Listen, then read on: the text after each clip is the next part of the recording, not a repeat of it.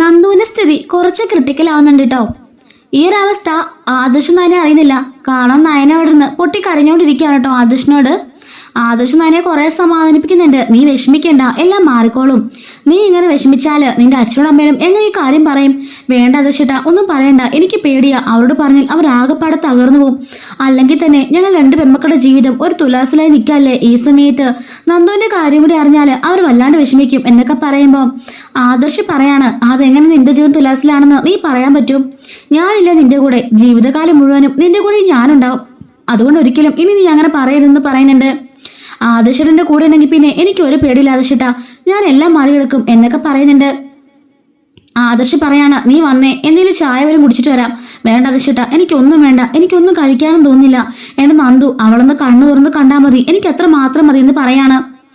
അതൊന്നും പറഞ്ഞാൽ പറ്റില്ല, ഇനി വന്നേ, വാ ഒരു ഗ്ലാസ് ചായ കുടിക്കാം, അത് മാത്രം കഴിച്ചാൽ മതി. ഇല്ലെങ്കിലേ നീ തലയുറ്റി വിടാ, പിന്നെ അത് മതി എന്നും പറഞ്ഞിട്ട് നയന നിർബന്ധപൂർവ്വം ആദർശ് വിളിച്ചോണ്ട് പോവാണ്.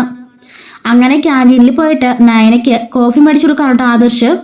നയന അവിടെ നിന്നും കരഞ്ഞുകൊണ്ടിരിക്കുകയാണ്. ആദർശ് ഇപ്പോൾ അവളെ സമാധാനിപ്പിക്കുന്നുണ്ട്.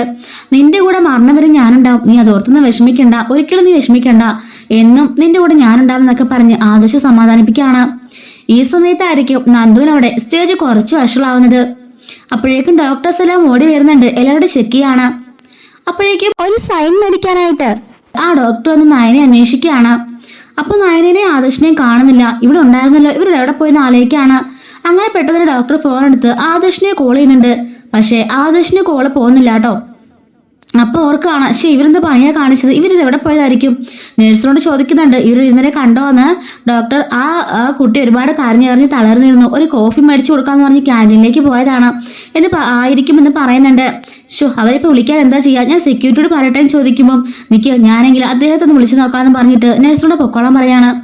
അങ്ങനെ ആ ഡോക്ടർ അനന്തമൂർത്തിയെ വിളിക്കുന്നുണ്ട് കേട്ടോ, അതായത് നമ്മുടെ മുത്തശ്ശനെ വിളിക്കുന്നുണ്ട്. മുത്തശ്ശനെ വിളിച്ചിട്ട് പറയാണ്, സാർ ഇതുപോലെ നന്ദുവിന് ഓപ്പറേഷൻ ചെയ്യാൻ പോവാണ്, സൈൻ വേണം, ആദർശ് നയനെയും കോഫി കുടിക്കാനായിട്ട് പോയിരിക്കുകയാണെന്ന് പറയുന്നുണ്ട്. അപ്പോഴേക്കും ഞെട്ടി ചോദിക്കുകയാണ് കേട്ടോ ആനന്ദമൂർത്തി, എന്താ പറഞ്ഞ്? നന്ദുവിനോ? ഏത് നന്ദു? അത് സാറിന്റെ കൊച്ചുമകനില്ലേ ആദർശ്, ആദർശിന്റെ വൈഫിന്റെ സിസ്റ്റർ നന്ദു. അയ്യോ, നന്ദുവിന് എന്ത് പറ്റും ചോദിക്കാണ്. അതറിയില്ല സാർ, ഇന്ന് രാവിലെ ആ കുട്ടി ആത്മഹത്യക്ക് ശ്രമിച്ചു, പുഴയിലേക്ക് ചാടിയതാ. അങ്ങനെ അവിടെ കൊണ്ടുവന്നത്. തൊട്ടുപുറകെ ആദർശം തന്നെ വന്നിരുന്നു. അവർ ഇത്ര നേരം ഇവിടെ ഉണ്ടായിരുന്നു. ഇപ്പൊ കുറച്ച് സ്ഥിതി വഷളായിട്ട് ഇരിക്കുക. അതുകൊണ്ട് ചിലപ്പോൾ ഒരു സർജറി ഒക്കെ വേണ്ടി എന്നേക്കും, ഒന്നും പറയാൻ പറ്റില്ല. അതുകൊണ്ട് കുറച്ച് ബ്ലഡിന്റെ ആവശ്യമുണ്ട്. അതുപോലെ തന്നെ അവരുടെ സൈനും വേണം, ഞങ്ങൾക്ക് തുടർ ചികിത്സ ചെയ്യണമെങ്കിൽ. അവർ നോക്കിയിട്ട് ഇപ്പൊ കണ്ടില്ല, അതുകൊണ്ടാണ് സാറിനെ വിളിച്ചേ. അപ്പോഴേക്കും മുത്തശ്ശൻ പറയാണ്, ആ ശരി ശരി, താൻ വേണ്ടതൊക്കെ പ്രൊസീഡ് ചെയ്തോ, എന്റെ ഒപ്പണം താൻ ഓർത്താ മതി, ഒരു പ്രശ്നമില്ലെന്ന് പറയാണ്. സാർ ഉറപ്പ് തന്നാ പിന്നെ എനിക്ക് വിഷയമൊന്നുമില്ലെന്ന് പറഞ്ഞിട്ട് ഡോക്ടർ ഫോൺ ഒട്ടാക്കുന്നുണ്ട്. അപ്പോഴേക്കും മുത്തശ്ശൻ എഴുന്നേറ്റ് നാലേക്കാണ്, എന്തിനായിരിക്കും നന്ദു ആത്മഹത്യക്ക് ശ്രമിച്ചത്? ആ കുട്ടി വളരെ ബോൾഡ് ആണല്ലോ. പലപ്പോഴും അവർ പറഞ്ഞ് ഞാൻ കേട്ടിട്ടുണ്ട്, ഒറ്റയടിക്ക് 5-6 ആമ്പിള്ളേരൊക്കെ അടിച്ച് നിലംപരിശാക്കുന്ന വളരെ ബോൾഡ് ആയിട്ടുള്ള പെൺകുട്ടിയാ. ഗോവിന്ദന്റെ ആൺകുട്ടി ആ കുട്ടി. പിന്നെ എന്ത് സംഭവിച്ച ആ കുട്ടിക്ക്? അതും അനിയുടെ കല്യാണ ദിവസം രാവിലെ എന്തിനായിരിക്കും ആത്മഹത്യ ചെയ്തത്? ഇതൊന്നും വീട്ടിലാരും അറിഞ്ഞില്ലേ എന്ന് ആലോചിക്കാണ്. അങ്ങനെ അപ്പോത്തിന് മുത്തശ്ശൻ ജയനെ വിളിക്കുന്നുണ്ട്. എടാ, നീ എവിടെയാണെന്ന് ചോദിക്കാണ്. ഞാൻ മണ്ഡപത്തിലാച്ചാന്ന് പറയുന്നുണ്ട്. അല്ല, ആദർശ് നയനെ എവിടെയും ചോദിക്കാണ്. അതറിയില്ല, എവിടെ പോകാനുണ്ടെന്ന് പറഞ്ഞിട്ട് ആദർശ് നയനെ പെട്ടെന്ന് പോയതാ. നിങ്ങൾ വിളിച്ചു നോക്കിയില്ല എവിടെയാണെന്ന്? വിളിച്ചാ, പക്ഷെ ഫോൺ റിങ് ചെയ്യുന്നുണ്ട്, എടുക്കുന്നില്ല, വിളിച്ചിട്ട് കിട്ടുന്നുമില്ല എന്നൊക്കെ പറയാണ്. ആ എന്നാ ശരി, ഞാൻ വെക്കാന്ന് പറയുന്നുണ്ട്. അല്ല, അച്ഛൻ എപ്പോഴാ വീട്ടിലേക്ക്? ഞാൻ ഉടനെ വരുന്നുണ്ടെന്ന് പറഞ്ഞിട്ട് മൂർത്തി ഫോൺ കിട്ടാക്കുന്നുണ്ട്. അങ്ങനെ ഭാര്യനെ വിളിക്കുന്നുണ്ട്. അല്ല, താൻ എന്തെടുക്ക അവിടെ? ഒന്നുമില്ല. അല്ല, എങ്ങനെയാ കല്യാണമൊക്കെ എങ്ങനെ പോയി? അത് കുറച്ച് പ്രശ്നങ്ങളൊക്കെ ഉണ്ടായിരുന്നു, എങ്കിലും കുഴപ്പമൊന്നുമില്ലെന്നൊക്കെ അവിടുന്ന് മുത്തശ്ശിയും പറയുന്നുണ്ട്. അങ്ങനെ അവിടുത്തെ കാര്യങ്ങളൊക്കെ മുത്തശ്ശി പറയാണ്. താലി കഴിഞ്ഞു പോയതും അതിന്റെ പേരില് ദേവേനെയൊക്കെ നയനെ പഴിചാരിയതും കനകത്തിനെയൊക്കെ കുറെ പ്രശ്നം ഉണ്ടാക്കിയതൊക്കെ പറയുന്നുണ്ട്. അതൊക്കെ പറഞ്ഞു കൊടുക്കാണ് കേട്ടോ. എന്നുവെച്ചാൽ പക്ഷെ പുരോഹിതൻ പറഞ്ഞ കാര്യം മാത്രം മുത്തശ്ശി പറയുന്നില്ല. അങ്ങനെ മുത്തശ്ശനാണെങ്കിൽ ഹോസ്പിറ്റലിൽ നിന്ന് പറയുന്നുണ്ട്, എനിക്ക് അത്യാവശ്യമായിട്ടൊന്ന് പോകണം, എന്നെ വിടണമെന്ന് പറയുമ്പോൾ അയ്യോ സാർ അത് മാത്രം പറ്റില്ല, സാറ് നിങ്ങളോട് പറയരുത്, സാറിന് നില കുറച്ച് മോശമാണ്, അതുകൊണ്ട് ഞങ്ങൾക്ക് ഇവിടെ കിടത്തി പറ്റുള്ളൂ എന്ന് പറയുമ്പോൾ ഇല്ലടോ, ഇവിടെ ഞാൻ കിടന്നാലാ ഞാൻ ശ്വാസം മുട്ടി ഇല്ലാതായി പോകുന്നത്, പുറത്തേക്ക് പോയി എനിക്ക് സമാധാനമാവും, എന്നെ വിട്, എനിക്ക് അത്യാവശ്യമായിട്ട് സ്ഥലം വരെ പോകാനുണ്ടെന്ന് പറയാണ്. സാർ അത് പറ്റില്ല സാർ എന്ന് പറയുമ്പോൾ പ്ലീസ് എടോ, എനിക്ക് അത്യാവശ്യമായിട്ട് പോകണം സാർ, കൊച്ചുമകന്റെ കല്യാണമാ സാർ രാവിലെ പറഞ്ഞിരുന്നേ, പക്ഷേ മോന്റെ കല്യാണത്തിന് പോലും പോകാൻ പറ്റാതെ ഇപ്പൊ സാർ അതും കൂടെ അത്യാവശ്യമായിട്ട് പോണേ, എനിക്ക് അത്യാവശ്യമായിട്ട് ഒരിടം വരെ പോകാനുണ്ടെന്ന് മുത്തശ്ശൻ പറയുന്നുണ്ട്. അങ്ങനെ മുത്തശ്ശൻ അപ്പോൾ തന്നെ അവിടുന്ന് പറഞ്ഞിട്ട് ഇറങ്ങാണ്. പറഞ്ഞിട്ട് നേരെ മുത്തശ്ശൻ പോകുന്നത് ഹോസ്പിറ്റലിലേക്കായിരിക്കും. അപ്പോഴേക്കും ആദർശൻ നയനയും കോഫി കുടിച്ചിട്ട് നയനയാണെങ്കിൽ സങ്കടപ്പെട്ട് കരഞ്ഞുകൊണ്ട് നേരെ തിരിച്ച് അവിടെ ചെല്ലുകട്ടോ ഹോസ്പിറ്റലിലേക്ക്. അപ്പോഴേക്കും നഴ്സും ചോദിക്കുകയാണ്, നിങ്ങൾ എവിടെ പോയത്? ഡോക്ടർ ഒരുപാട് നേരം അന്വേഷിച്ചു, ഒരു സൈൻ വേണ്ടിയിട്ട്. അയ്യോ സോറി, ഞാൻ ഈ കുട്ടിക്ക് ഇരിച്ച് കോഫി മേടിച്ചു കൊടുക്കാൻ പോയതാ, ഇവൾ ആകെപ്പാട് തളർന്നതെന്ന് പറയുന്നുണ്ട്. ആ ശരി പെട്ടെന്ന് തന്നെ സൈൻ ചെയ്ത് പറയാണ്.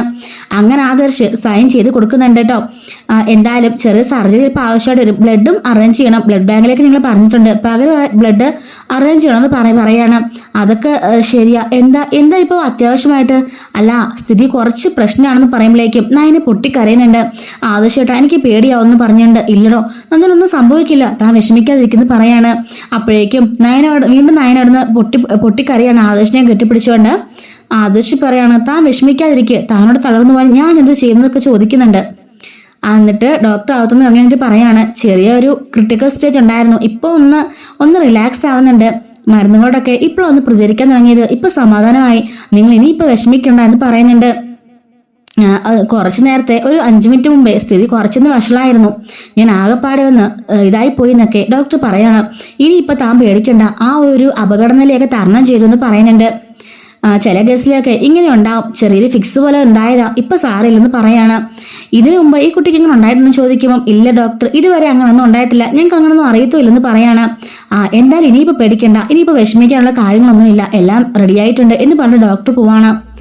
ഇപ്പൊ കണ്ടില്ലേ, സമാധാനമായില്ലേ, അവക്ക് ഫിക്സ് വന്നതാ, അല്ലാതെ വേറെ പ്രശ്നമൊന്നുമില്ല, അതൊക്കെ മാറിക്കോളും, ഇതേ നല്ലൊരു ഡോക്ടറാ, അതൊക്കെ അയാൾ വേണ്ട രീതിക്ക് കൈകാര്യം ചെയ്തോളും എന്നൊക്കെ പറയുന്നുണ്ട്. താൻ വിഷമിക്കാതെ ഇവിടെ വന്നിരുന്നെന്ന് പറയാണ്. അപകടനില തരണം ചെയ്തെന്ന് ഡോക്ടർ പറഞ്ഞല്ലോ, ഇനിയിപ്പോ സാരില്ലെന്ന് പറയുന്നുണ്ട്. അപ്പോഴായിരിക്കും അങ്ങോട്ടേക്ക് മുത്തശ്ശൻ വരുന്നത്. മുത്തശ്ശനെ കണ്ടപാടെ അവിടെ നിന്ന് ഞെട്ടി എഴുന്നേൽക്കാട്ടോ നയനയും ആദർശ് ഓർക്കാണ്, ഈശ്വര മുത്തശ്ശനോട് ആരെ കാര്യം പറഞ്ഞേ, വിഘ്നേഷ് രാകേഷിലാണോ? അവന്മാരൊന്നും പറയില്ല, ആരോടും പറയില്ലെന്ന് ഞാൻ പറഞ്ഞിട്ടുണ്ട്, പിന്നെ ആരായിരിക്കും മുത്തശ്ശനോട് പറഞ്ഞെന്ന് ഇങ്ങനെ ആലോചിച്ച് അവർ രണ്ടും നിൽക്കാണ്. അപ്പോഴേക്കും മുത്തശ്ശൻ അങ്ങോട്ടേക്ക് ദേഷ്യപ്പെട്ടിട്ട് അവരോട് ചോദിക്കാണ്, എന്താ നന്ദന്റെ കാര്യം എന്തായി? അത് മുത്തശ്ശ ഒന്നും ഇപ്പം അപകടനില തരണം ചെയ്യുന്ന പറഞ്ഞത്, പിന്നെ നിങ്ങളെന്താ എന്നെ അറിയിക്കാഞ്ഞേ? അത് മുത്തശ്ശന് അസുഖമായിട്ട് ഹോസ്പിറ്റലിൽ കിടക്കല്ലേ, പിന്നെ അങ്ങനെ ഞങ്ങൾ അറിയിക്കാമെന്ന് ചോദിക്കുന്നുണ്ട്. എങ്കിലും കാരണവരായിട്ട് നിന്റെ മുത്തശ്ശനായിട്ട് ഞാനിവിടെ ഉണ്ടായിരുന്നല്ലോ, നിനക്ക് എന്നെ ഒരു വാക്ക് വിളിച്ച് അറിയിക്കാമായിരുന്നല്ലോ. നയനയുടെ സഹോദരി എന്ന് പറഞ്ഞാൽ എനിക്ക് എന്റെ സ്വന്തം മോളെ പോലെ തന്നെയാ, നയനെപ്പോലെ തന്നെയാ എനിക്ക് ആ കുട്ടി, പിന്നെ എന്തുകൊണ്ട് എന്നെ അറിയിച്ചില്ലെന്ന് ചോദിക്കുന്നുണ്ട്. മുത്തശ്ശ അത് വേറൊന്നുമല്ല, മുത്തശ്ശന് സുഖമില്ലാതില്ലേ ഹോസ്പിറ്റലാക്കിയിരുന്നേ, അതിനോട് കല്യാണം കൂടാൻ പോലും മുത്തശ്ശൻ വരാൻ പറ്റുന്നേ അതുകൊണ്ടാണ് മുത്തശ്ശൻ ഒരു കാര്യങ്ങൾ അറിയിക്കാഞ്ഞേ, അല്ലാതെ ഇവിടെ വേറെ കുഴപ്പങ്ങളൊന്നും ഇല്ലാന്ന് പറയുന്നുണ്ട്. അല്ല മുത്തശ്ശനോട് ആരാ പറഞ്ഞ് ചോദിക്കുമ്പോൾ എന്നോട് ഡോക്ടർ വിളിച്ച് പറഞ്ഞിരുന്നു, നിങ്ങളെ വിളിച്ചിട്ട് കിട്ടാഞ്ഞപ്പോൾ ഡോക്ടർ എന്നെ വിളിച്ച് എന്ന് പറയാണ്. അപ്പോഴേക്കും ആദർശം അതിനെ പരസ്പരം ഇങ്ങനെ നോക്കുകയാണ്. നിങ്ങൾ നോക്കൊന്നും വേണ്ട, എന്തായാലും നന്ദൻ ഇപ്പൊ എങ്ങനെയുണ്ടെന്ന് ചോദിക്കുന്നുണ്ട്. ഇപ്പം അപകടനില തരണം ചെയ്തെന്ന് പറയാണ്. അല്ല എന്താ കാരണം, നന്ദുവിന് ആക്സിഡന്റ് ഉണ്ടാവാൻ കാരണം എന്താണെന്ന് ചോദിക്കാണ് കേട്ടോ. അപ്പൊ അവിടെ കൊണ്ടാണ് ഈ ഒരു സ്റ്റോറി നിൽക്കുന്നത്, വേറൊന്നുമല്ല. വീഡിയോ കുറച്ച് ലെങ്തി ആയി പോയിട്ടുണ്ട്. അപ്പൊ ഇതിന്റെ പാർട്ട് 2 നമ്മൾ ഉടനെ അപ്ലോഡ് ചെയ്യുന്നതായിരിക്കും. മിസ്സായിരിക്കാൻ ചാനൽ ഇപ്പൊ തന്നെ സബ്സ്ക്രൈബ് ചെയ്തോളൂ കേട്ടോ. അടുത്ത വീഡിയോയിൽ കാണാം. Thanks for watching.